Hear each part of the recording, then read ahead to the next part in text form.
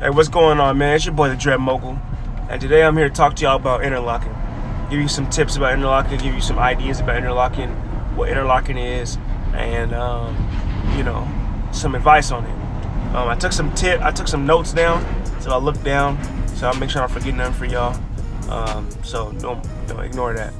But yeah. So interlocking. So what interlocking is pretty much is you're pretty much tying a knot at the root. You know what I'm saying?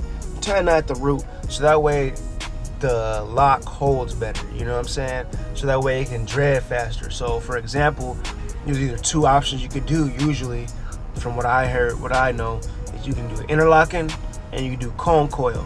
And a comb coil is usually when you just twist your hair with a comb and you just twist them, right? And usually, probably like 2 or 3 weeks in, maybe 2 or 3 weeks in, you back in the shop having to get the comb coil and the retwist, right? And so what I do is I do the interlocking. So the interlocking is pretty much what it is you take the bottom of your root, or I mean the bottom of your dread, and then you pretty much, there's a technique that you do that girls know, where you take the root or the bottom of the dread and you put it through your root, and you kind of make a knot at your root by going, however they do it, whichever direction, because there's technique to it, but whatever direction is, and that ties a knot at the root. And so when it ties a knot at the root, it gets it so it holds better. You know what I'm saying? Now, just to warn you, when you do this, it's painful. I mean, it's not very painful. Let me correct myself. It's not very, very painful. But if you're tender-headed, and they do it pretty good, you're gonna feel it. It's gonna be tight at the root. You're gonna feel it. You know what I'm saying?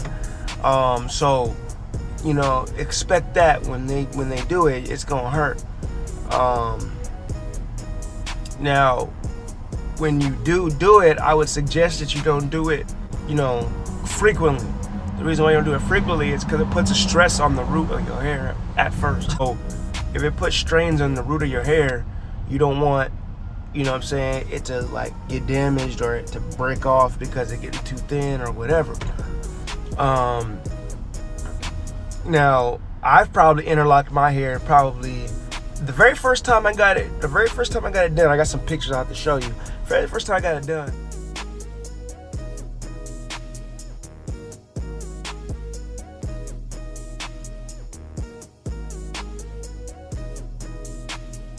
The first time I got it done, I just got it twisted. Pretty much a comb coil twist, and a palm roll. But when that happened and they were very skinny. But what happened is when that happened, they would kind of unravel. You know what I'm saying? At the root, they would unravel at the root, and they wouldn't hold it very well. So what I did was, instead of just having it get palm rolled and all that, I would just get it interlocked. You know what I'm saying? What I talked about earlier. So that way it holds there longer. So that way you can give your hair time to, pretty much dread up or knot up. You know what I'm saying?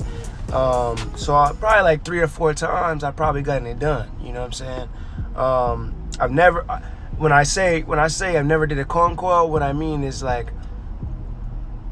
it kind of started off that way, but as soon as it started kind of unraveling, we went straight to interlock, and I just did the first interlock and got it done. And so this is kind of how it turns out. I'm liking how it's turned out so far. You know what I'm saying? It's not too bad. You know what I mean? As you can tell, it's not bad, man. I like how it's turned out right now. What I like about the interlock though is that you can wash your hair. That was a big thing for me, is I wanted to wash my hair, because as soon as you wash your hair in a comb coil,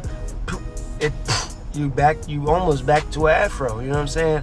Now when you get the interlock done though, now I wouldn't wash my hair like, after I get my interlock, but let's just say you 3 weeks down the road and you want to wash your hair, 2 weeks down the road and you want to wash your hair, man, you could douse it in shampoo and wash that thing up. You know what I'm saying? And wash it and lather it and oil it, and it won't unravel because it's interlocked. Like, I've washed my hair, I probably washed my hair about,